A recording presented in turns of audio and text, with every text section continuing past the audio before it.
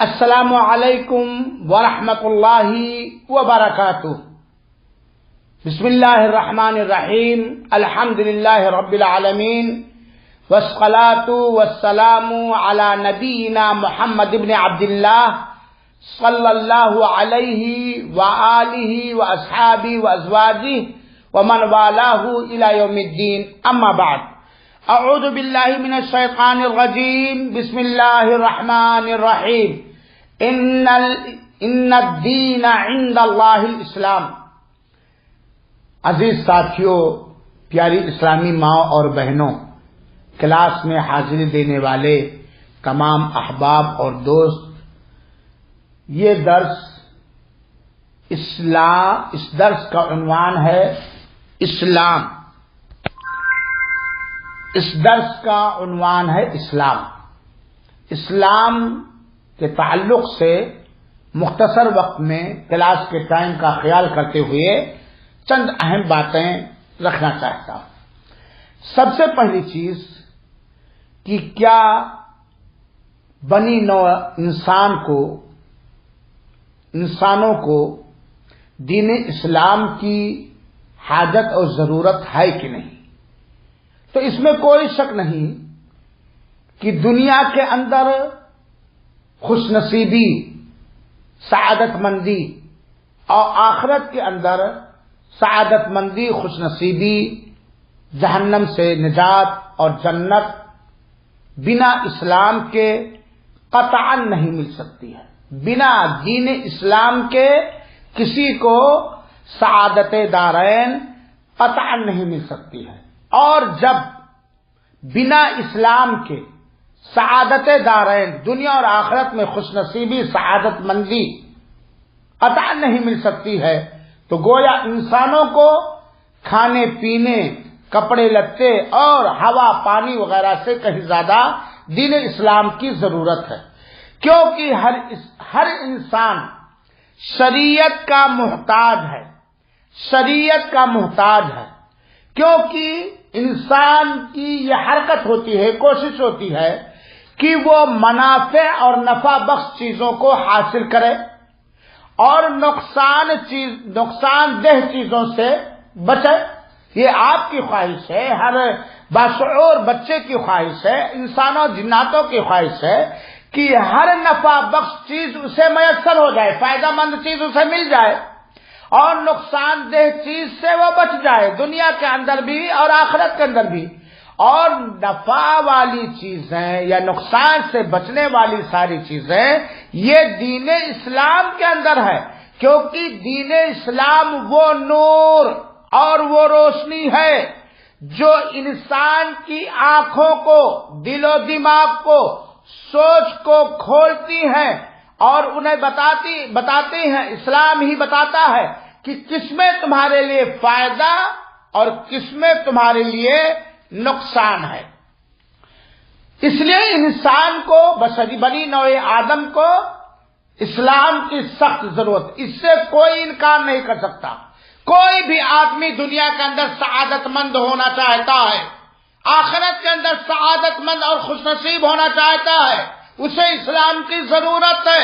بنا اسلام کے وہ دارین میں، دنیا اور آخرت میں سعادت مندی قطعاً بالکل حاصل نہیں کر سکتا ہے۔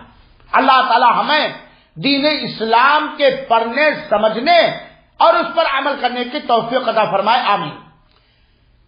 اللہ تعالی نے انسانوں کو پیدا کیا اور دنیا کی ساری چیزوں کو پیدا کیا۔ دھرموں میں، مذہبوں میں بہت سارے مذہب اور دھرم پائے جاتے ہیں، بہت سارے دین پائے جاتے ہیں، دین کے نام پر، مذہب کے نام پر، دھرم کے نام پر، لیکن اللہ تعالی کے یہاں کون سا دین پسندیدہ ہے؟ اللہ تعالی نے سورہ آل عمران کی آیت نمبر 85 کے اندر بیان فرمایا، غور کر لیجئے، پڑھ لیجئے گا، ان الدین عند اللہ الاسلام۔ یہ قرآن کی آیت کریمہ ہے جو اللہ تعالی کا کلام مقدس ہے، جس کا ایک شوشہ بھی کوئی ادھر ادھر نہیں کر سکتا۔ یہ کوتاہی ہے، بدبختی ہے اس شخص کی جو قرآن کو نہ پڑھے، نہ ایمان لائے، نہ اس کو سمجھے، اللہ تعالیٰ نے اپنے کلام مجید کے اندر فرما دیا ہے ان الدین عند اللہ الاسلام، اللہ تعالی کے نزدیک پسندیدہ دین، منتخب دین، دین اسلام ہے، دین اسلام ہے۔ اور اللہ تعالی نے فرمایا وَمَن يَبْتَغِي غَيْرَ الْإِسْلَامِ دِينًا فَلَن يُقْبَلَ مِنْهُ،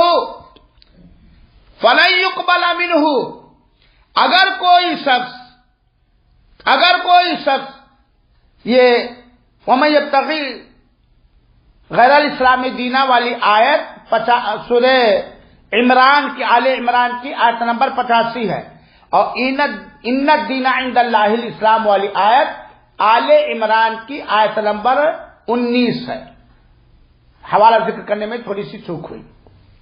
اللہ تعالیٰ فرماتا وَمَن يَبْتَغِي غَيْرَ الْإِسْلَامِ دِينًا فَلَن يُقْبَلَ مِنْهُ، اگر کوئی شخص اسلام کے علاوہ کوئی اور دین کو اختیار کیے ہوئے تلاشتا ہے تو اللہ تعالیٰ اسے قطعاً قبول نہیں فرمائے گا۔ میرے بھائیوں اور ساتھیوں، بنیادی چیز ہم جانیں اسلام کے تعلق سے کہ اسلام کہتے کسے ہیں، اسلام کی تعریف کیا ہے، شریعت کے اندر اسلام کی تعریف کیا ہے۔ اسلام کہتے ہیں، ذرا یاد کر لیجئے، سن لیجئے، اللہ تعالی کی توحید کے ساتھ اللہ تعالی کو اور اس کی ہر بات کو قبول کر لینا، اپنے سر تسلیم کو اللہ کی وحدانیت کے اقرار کے ساتھ اللہ کے لیے سر تسلیم جھکا دینا، خم کر دینا، اللہ تعالی ہی کی اطاعت و فرما برداری کرنا، اور شرک سے بچے رہنا اور شرک کرنے والوں سے بچے رہنا۔ چنانچہ جو آدمی اللہ تعالی کی وحدانیت کا اعتراف و اقرار کرتے ہوئے سر تسلیم خم کر دیتا ہے، اسی کی اطاعت اور بندگی کرتا ہے، اس کے ساتھ شرک نہیں کرتا اور شرک کرنے والوں کو پسند نہیں کرتا، اسے مسلمان کہا جاتا ہے۔ اور اگر کوئی شخص اللہ کے علاوہ کے آگے جھکے یا قبول کرے یا سر تسلیم خم کرے تو وہ مشرک ہے، اسے مشرک کہا جاتا ہے۔ اور جو اللہ تعالیٰ کو بالکل قبول ہی نہ کرے، اللہ تعالیٰ کو تسلیم ہی نہ کرے، نہ اس کی کوئی بات تسلیم کرے، اسے کافر کہا جاتا ہے۔ میرے مسلمان بھائیوں اور ساتھیوں، ہمیں اللہ تعالیٰ نے مختلف نعمتوں سے مالا مال فرمایا ہے، مختلف نعمتیں، انگنت بے شمار نعمتیں سے نوازا ہے۔ سب سے بڑی نعمت ہمارے اور آپ کے لیے اور سارے انسانوں اور جناتوں کے لیے خاص طور پر دین اسلام کی نعمت بہت ہی عظیم ترین نعمت، اس سے بڑھ کر کوئی نعمت نہیں، اس سے بڑھ کر کوئی نعمت نہیں ہے، کیونکہ دین اسلام کے ذریعہ اس کی روشنی میں بندہ اپنی منفعت کی چیزوں کا پتہ لگاتا ہے، اسے اختیار کرتا ہے، نقصان دہ چیزوں کا پتہ لگاتا ہے، معلومات حاصل کرتا ہے، اس سے بچتا ہے۔ تو سب سے بڑی نعمت جو اللہ تعالیٰ نے انسانوں پر کی ہے وہ دین اسلام کی نعمت۔ بڑا خوش نصیب ہے وہ انسان جسے اللہ تعالیٰ نے دین اسلام سے مالا مال فرمایا ہے۔ اللہ تعالیٰ نے فرمایا سورہ فاطر کی آیت نمبر 32 کے اندر، اللہ تعالیٰ فرماتا ہے ثم اورثنا الكتاب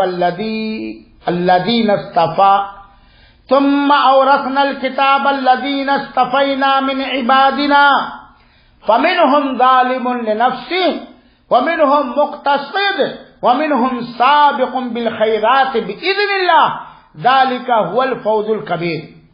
ہم نے اپنی اس کتاب کو ان لوگوں کو وارث بنایا ہے جنہیں اپنے بندوں میں سے پسند فرمایا ہے، تو بندوں میں سے کچھ لوگ اپنے اوپر ظلم کرنے والے ہوتے ہیں اور کچھ لوگ اپنے اوپر میانہ روی اختیار کرنے والے ہوتے ہیں اور کچھ لوگ خیر اور بھلائی کی طرف بڑھ چڑھ کے آگے بھاگنے والے ہوتے ہیں۔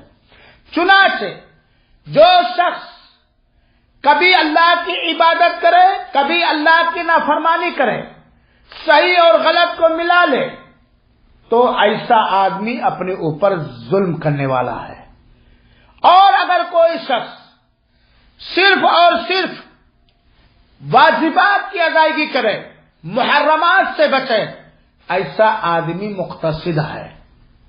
اور اگر کوئی شخص واجبات بھی ادا کرتا ہے، فرائض بھی ادا کرتا ہے، نوافل بھی ادا کرتا ہے، سنن بھی ادا کرتا ہے، مستحبات بھی ادا کرتا ہے، ہر چھوٹے بڑے گناہ سے بھی بچتا ہے، وہ بھلائی کی طرف سبقت کرنے والا ہے۔ میرے مسلمان بھائیوں، اسلام کے 3 مراتب ہیں، دین کے 3 مراتب، 3 درجے ہیں۔ بڑی اہم بات ہے، ذرا غور کیجیے گا۔ دین کے 3 مراتب اور 3 درجات ہیں۔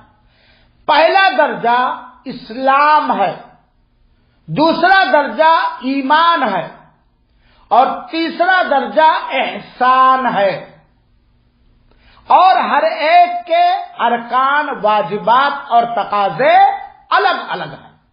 تو آئیے سب سے پہلے ہم یہ جانیں کہ اسلام، آپ سمجھ گئے نا، دین کے 3 مراتب ہیں، 3 درجے ہیں۔ نمبر 1 اسلام پہلا، دوسرا ایمان اور تیسرا احسان۔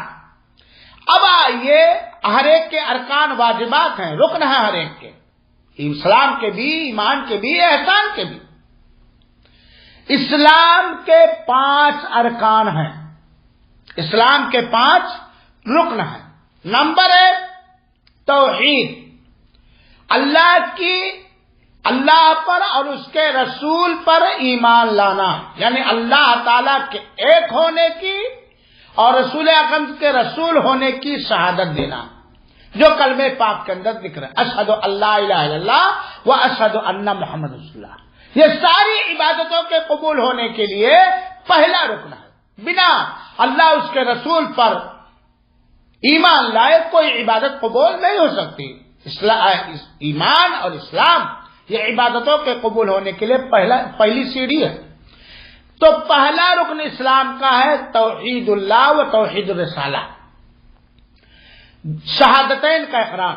دوسرا ہے اسلام کا رکن 5 وقت کی نماز کی پابندی۔ تیسرا ہے زکوٰۃ کی ادائیگی۔ چوتھا ہے رمضان المبارک کے روزے۔ 5واں ہے حسب استطاعت اور طاقت حج بیت اللہ کرنا۔ یہ اسلام کے 5 ارکان ہیں، اور اس کی دلیل صحیح بخاری اور صحیح مسلم کی روایت، اللہ کے رسول اکرم صلی اللہ علیہ وسلم نے فرمایا، بنی الاسلام علی 5، اسلام کی بنیاد 5 چیزوں پر ہے۔ شہادت اللہ الہ الا اللہ و ان محمد رسول اللہ، اس بات کی دل اور زبان سے گواہی دینا کہ اللہ تعالی ہی اکیلا عبادت کے لائق، وہی اپنے سارے کاموں میں ایک ہے، اور نبی کریم صلی اللہ علیہ وسلم اللہ کے آخری رسول ہیں، اور وَإِقَامِ الصَّلَاةِ، نماز قائم کرنا، وَإِيتَاءِ الزَّكَاةِ، اور زکات دینا، وَصَوْمِ رمضان کا روزہ رکھنا، اور حج البیت من استطاع الیہ سبیلا، اور حسب طاقت خانہ کعبہ کا حج کرنا۔ اس روایت سے صاف ظاہر ہے کہ اسلام کے 5 ارکان اور 5 بنیاد ہیں، کیونکہ اللہ کے رسول بنی الاسلام والا، اسلام کی بنیاد 5 چیزوں پر ہے۔ لفظ بنیاد اللہ کے رسول کے الفاظ کے اندر ہے، ان پر ایمان لانا اور انہیں ادا کرنا اور انہیں پورا کرنا ہی ہمارے اور آپ کے لیے دنیاوی اور اخروی سعادت مندی کا ذریعہ ہے۔ اب آئیے مختصر طور پر ہم یہ جان لیں کہ اسلام کی جو پہلی بنیاد ہے لا الہ الا اللہ، مختصر سے اس کا مطلب کیا ہے؟ یعنی انسان، اس کا مطلب یہ ہے کہ انسان اپنی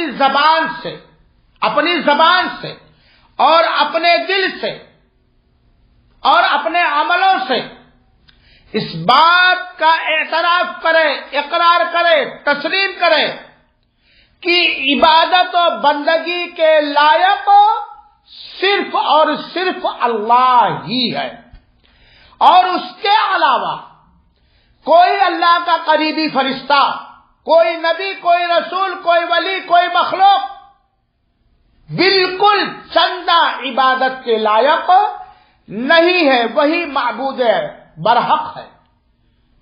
جو اس کی عبادت کرتا ہے وہی عبادت کے لائق ہے۔ اللہ کے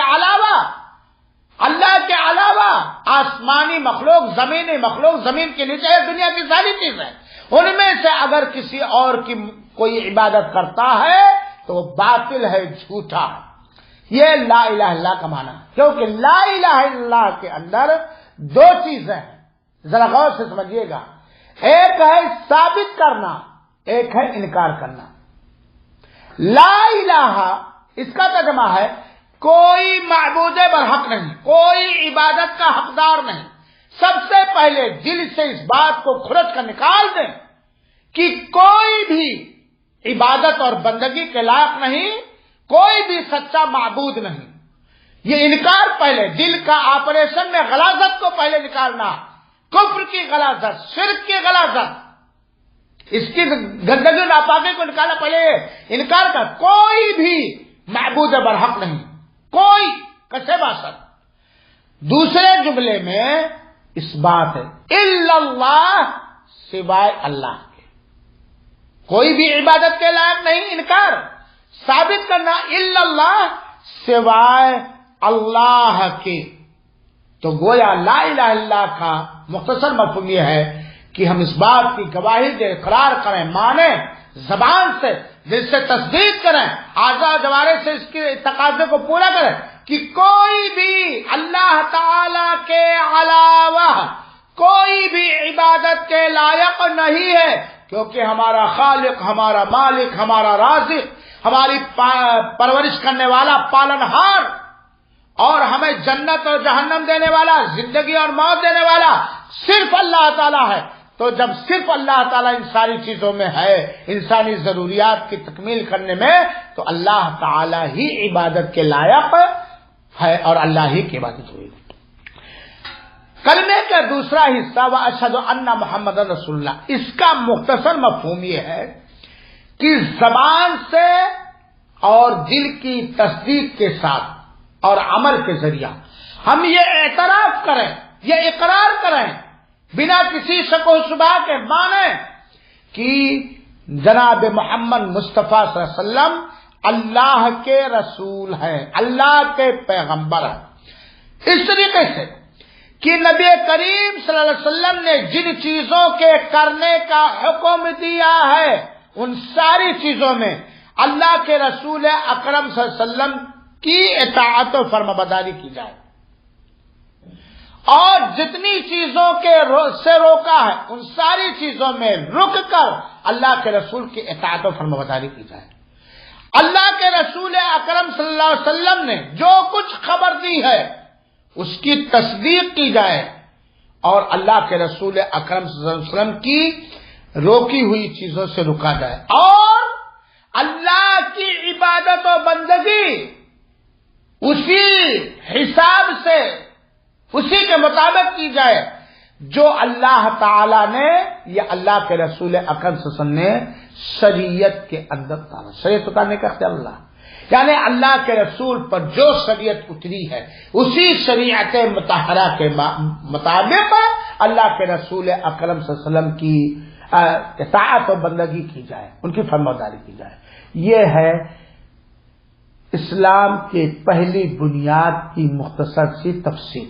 اللہ رب العالمین سے دعا ہے کہ اللہ تعالی ہم تمام مسلمانوں کی اسلام کی دولت سے مالا مال فرماتے ہوئے تاحیات اسلام پر قائم و دائم رکھے، اور اسلام کے خلاف جو بھی چیزیں ہیں اسے ناگوار سمجھنے، اس سے بچنے کی توفیق عطا فرمائے اور قبول فرمائے۔ آمین۔ والسلام علیکم ورحمۃ اللہ وبرکاتہ۔